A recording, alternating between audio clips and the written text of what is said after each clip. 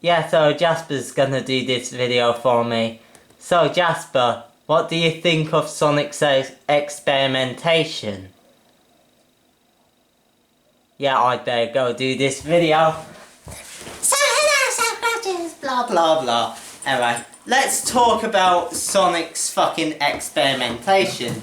Mainly, now of course, this isn't just about that. The thing that brings up this video is about Sonic Mania and Sonic Forces. Particularly about the people who are hyped about Mania, but not so much Sonic Forces until a particular thing got unleashed, and that's what I want to talk about. So, 1.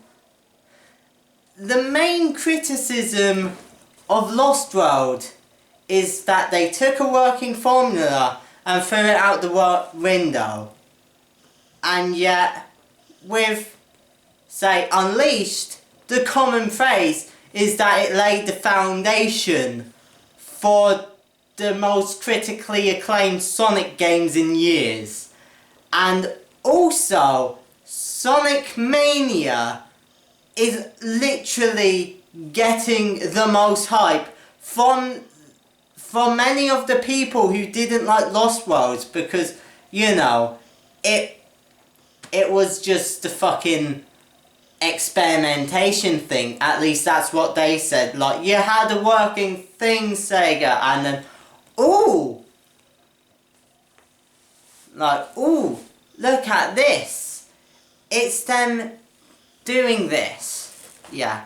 Though, of course, them people memeing about make sense. Like, oh, don't change a thing. Oh, something that's the same as the old. Alright, that makes sense. But let me tell you, why the hype? Like, I fell into the trap of the hype when the fucking character reveal came out. But like, I wasn't never not excited. Like, I was going to buy Sonic Forces anyway. It's a fucking modern Sonic game with the boost formula. Yes, fucking please. But like, people condemning the experimentation, like, I don't know, let's say, some call me Johnny, in his video, like, he said he wasn't excited for Forces when it was just Generations 2. And many people who condemn Lost World also say about how Generations is just fucking shit and that. Well, no, that's mainly Blue Rush, but like, you know, there's videos specifically about what the problems with Sonic Forces released before the third character got revealed, when everyone just thought the game was going to be Generations 2 and people just criticised the boost formula, which is a good formula which has worked. And yet when Sega tries to try some shit new with Lost World, yeah. Now of course I'm not saying that, oh, Sonic fans always complain, you can't keep them happy. No. The Sonic fan base is not a fan base of Sonic. It's a fan base of everything that is Sonic. Sounds complicated, but like, I don't know. Let's say Undertale. Like, if you're a fan of Undertale, you like the Undertale game. That makes sense. If you're a Sonic fan, you can like the adventure games, you can like the classic games, you can like the modern games, you can like the Archie comics, you can like this TV show or that TV show or that TV show. You could even like some of the music produced for the fucking series. You could like the fucking Werehog animation, or you're just a fan of the series as a whole, or you know, shit like that. You're a fan of Sonic as a character, not Sonic as a product. Yeah, anyway. So, getting back to ones who complain. Many people are hyped about Sonic Mania and that, but like, you know, let me just say that Sonic Mania is quite the risk on its own. It doesn't seem like it. Well, no, people complain about the experimentation, like Sega needs to stop experimenting and stick to a working formula. Well, with Mania, it's literally just going back to basics. It's not sticking with boost formula which they know works. It's going back to the it's giving a third party rights to Sonic. And well, remember Sonic Boom Rise of Lyric, the game that lost Sega money? The one which almost destroyed their fucking company, forcing them to downsize. That game. That was a third-party Sonic game, where they gave a variant of Sonic over to a third party. And speaking of which, they didn't discontinue Sonic Boom straight away. Like, Sonic Boom still has a second season of the TV show. It still has a third game when most of the launch fails. But, you know, the TV show, it blew fucking expectations. And yet, and still, with it being mistreated, it's still going strong. Like, thank you, Jasper. No, it's still going strong. And hell, even with Sonic, the third Sonic Boom game, that was a risk to make. Like, you know, the Sonic Boom games weren't that successful. Like, Shattered Crystal was the most successful, so they made that one. But, like, let me just go back to that in a bit. And, like, you know, many people who pretty much condemn Sonic for experimenting also weren't excited for Forces because it was just Generations 2. And yeah. And let me just talk about the best Sonic games, like Sonic Generations. It brought classic back after years, having the playable character being two fucking Sonics. Yeah, that could have been fucking weird and shit, and people could have taken that the wrong way. Quite a successful game. The Wisps, little gameplay gimmicks, and while people hate them now, in colours, they fucking worked.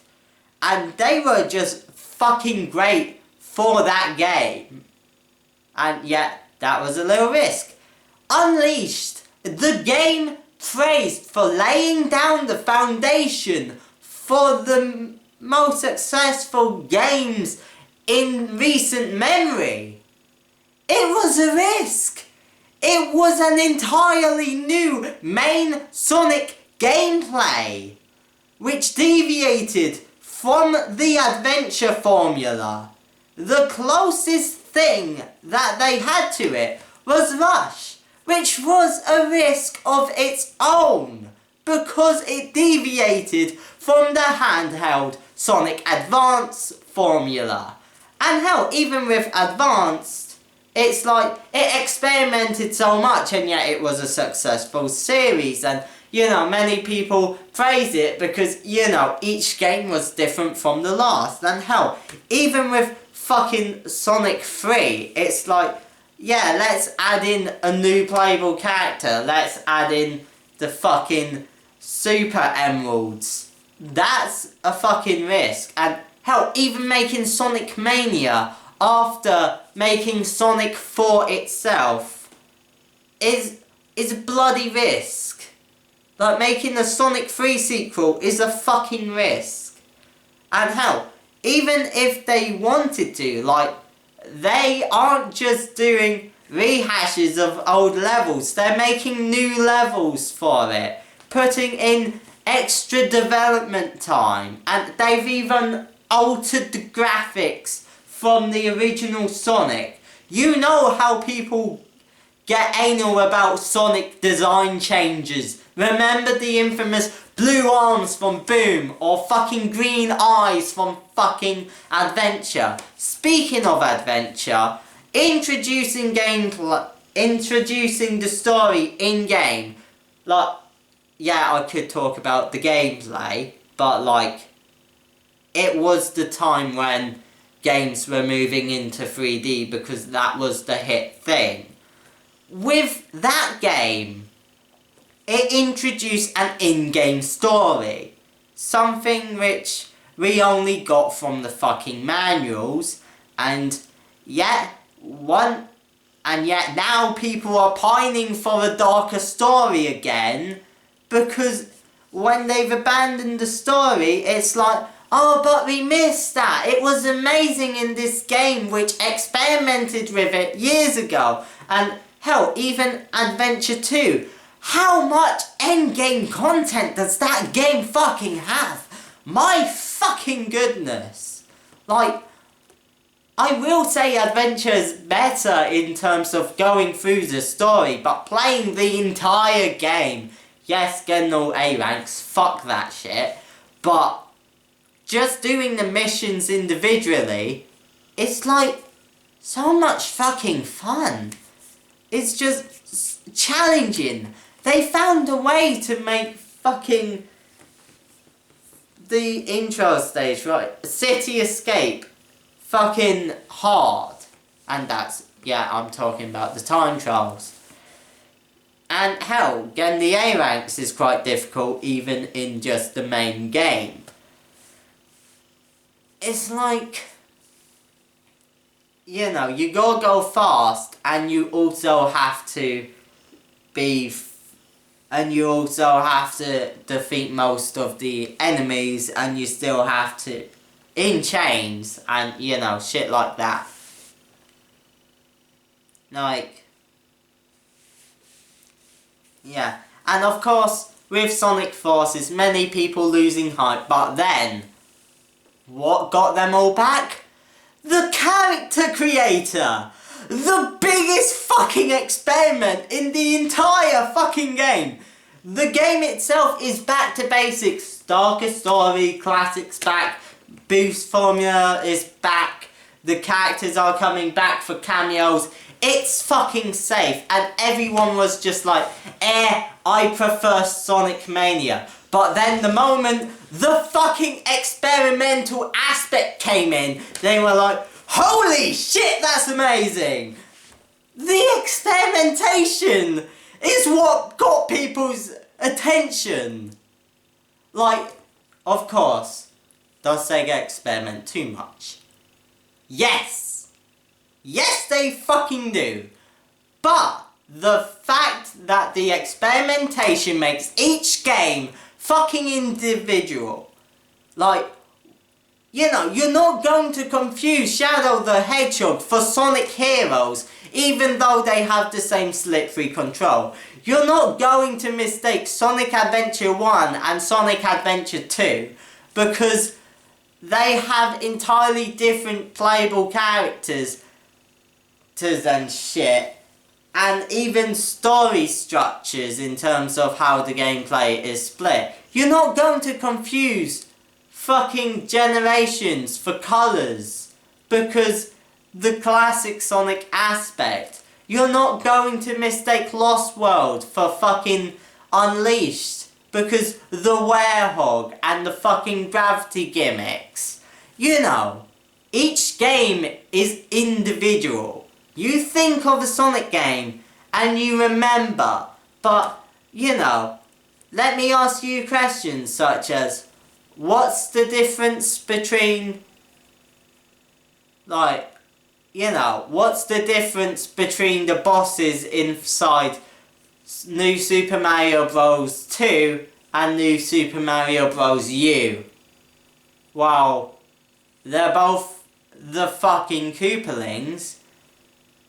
There's still a giant Bowser. I think the U one plays. I think the New Super Mario Bros. 2, you're climbing up a vertical shaft, and inside you, it's just a large stage with Bowser Jr. attacking you, and then you steal his fucking balloon, like the clown car, that's it. So, yeah, but other than that, I can't really think of how the bosses are different. Like, of course, there are differences, but like, you know, what's the difference between Boom Boom and Boom Boom? You know, which tower has fucking Boom Boom 1 and 2 Boom Booms? I don't fucking know, because they're so fucking similar. Hell, even this intro stage of the fucking Planet Wisp in Generations and Planet Wisp Act 1 in Colours, the starting segment is so fucking similar. I think the only difference is that there's a rail segment? Yeah, like, where all the platforming bullshit inside Generations is, that's just a little rail bit inside of Colours, and that's about the only change. You know, it doesn't really be more memorable. And, you know, with Mario, what's their biggest critique? Just not experimenting enough. Now, of course, experiment when it's necessary. Like, character creation is a smart choice.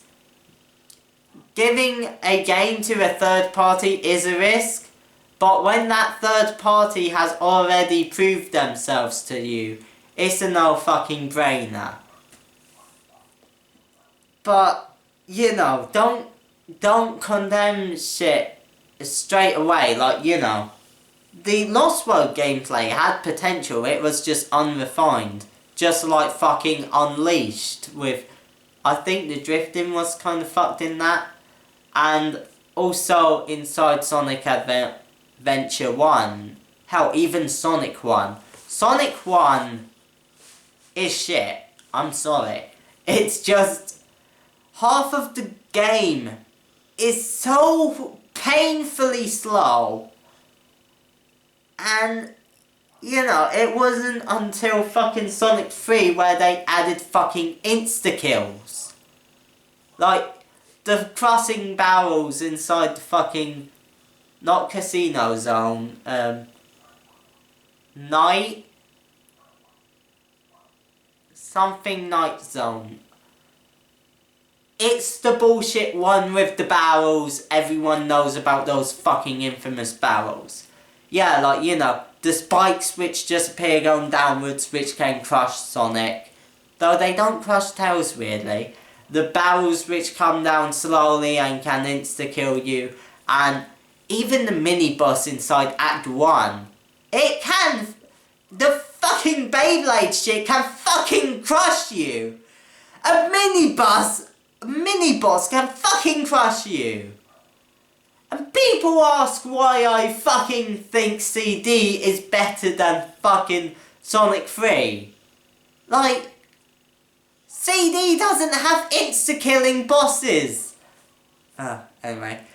So, that mini rant over. Yeah. Hell, the elemental shields inside Sonic 3. People want them back so fucking bad. And yet, Sonic 2 never had them. Sonic 1 never had them. It was a brand new fucking thing. And hell, even the Knuckles cart, the Knuckles shit. Like, you know, being able to play Knuckles inside Sonic 2. People loved that. That was an experiment. Well, no, it was actually mainly down to deadlines. But adding in this Sonic 2 compatibility was experimentation. They didn't have to do that. And yet they did, and it was fucking awesome. Sonic fans, which... Now, most Sonic fans tend to agree that Sega needs to fucking stop experimenting. I fucking welcome it, As long as it's done intelligently. Like, you know, I don't want them to just randomly add random shit for no fucking reason. Like, the Deadly Six, for example. No origins. The characters are just fucking stereotypes. And they were just fucking annoying after the first encounter because they were just fucking repetitive as shit. You know, intelligent changes. Like, something which is obviously bad, like, a lack of a depth in story. No. Story complements gameplay. Don't pull a Nintendo. The reason why people slogged through the shit levels inside of fucking Adventure, I'm talking about Big the Cat, by the way. The reason why people slogged through Big the Cat was because they wanted to see the ending of the story. The reason why people slogged through fucking Knuckles segments was so they could, well, play Sonic again, but also because they were interested in the story.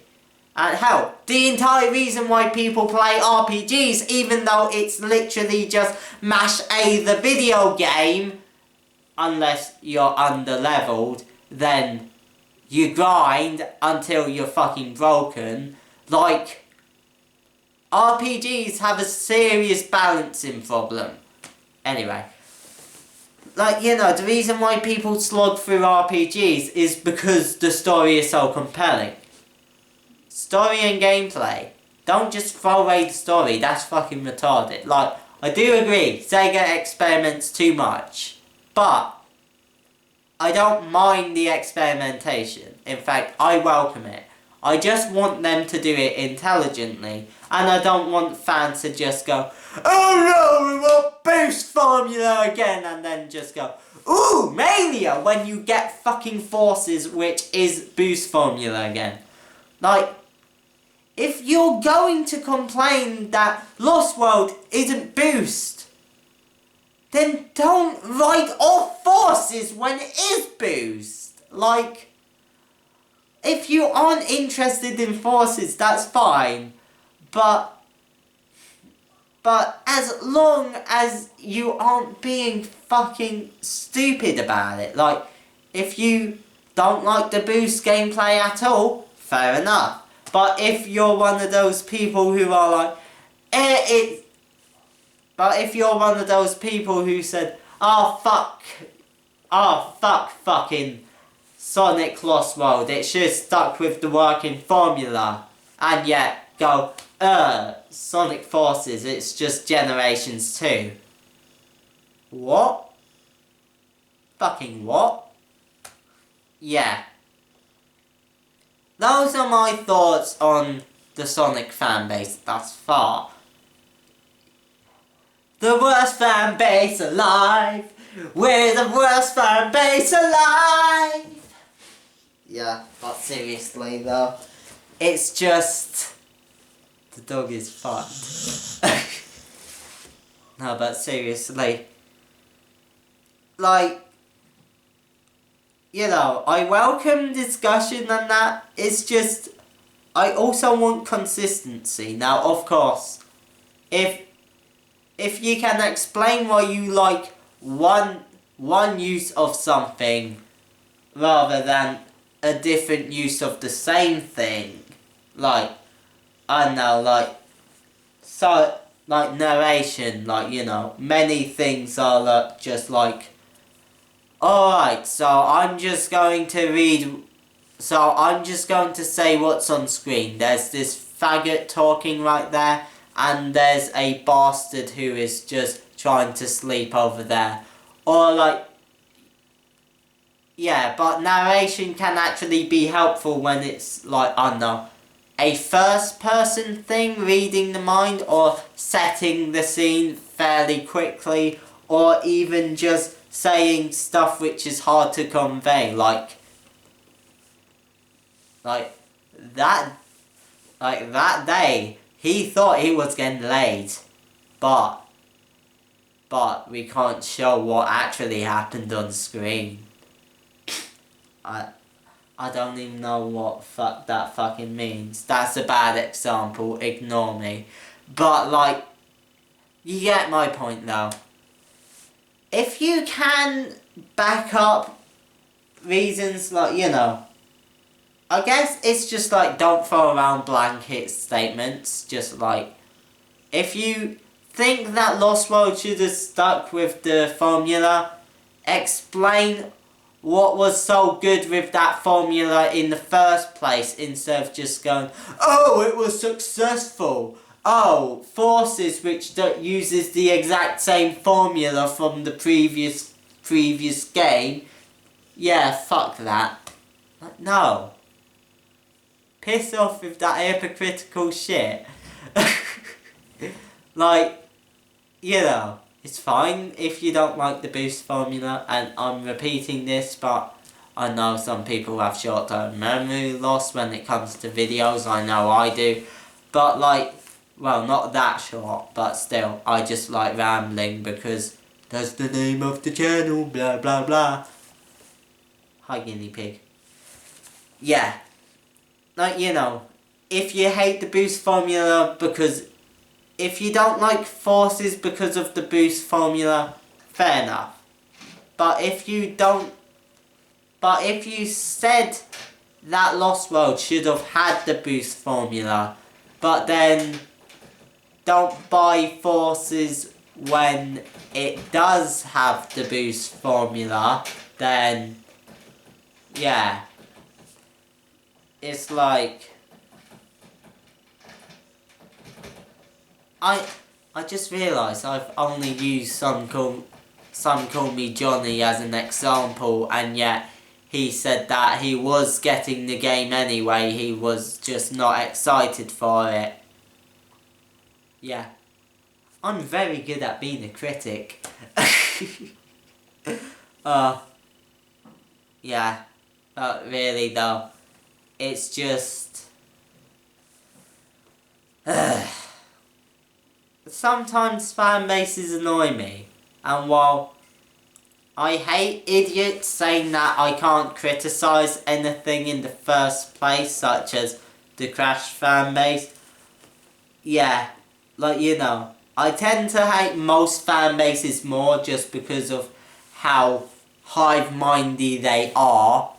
While with the Sonic fan base, yes, it's a cesspool of shit, but at least you can have a fucking opinion inside it, and well, I value individuality over a utopia, so yeah, I'm one of those guys, I'm sorry. But also, it's just like,